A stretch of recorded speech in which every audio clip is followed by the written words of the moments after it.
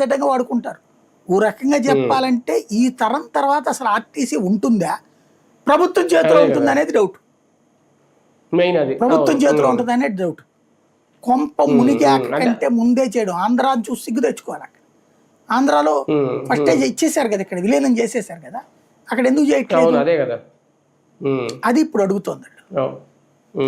Sir ఒకటి ఇందులో ఈ సమ్మె కారణంగా దాదాపు తెలంగాణ ఏర్పడిన 12 ఏళ్ళ తర్వాత నిన్న హుజూరాబాద్ దగ్గర ఎక్కడోనంట కొంతమంది తెలంగాణ వద్దు, ఉమ్మడి ఆంధ్రాయ ముద్దు, అప్పుడున్నప్పుడే ఆర్టీసీ చాలా బాగుంది, ఇప్పుడు చాలా దారుణంగా పడిపోయింది, చాలా దారుణంగా తయారైందని కొంతమంది మహిళా ఉద్యోగులు కొన్ని నినాదాలు చేశారట అక్కడ.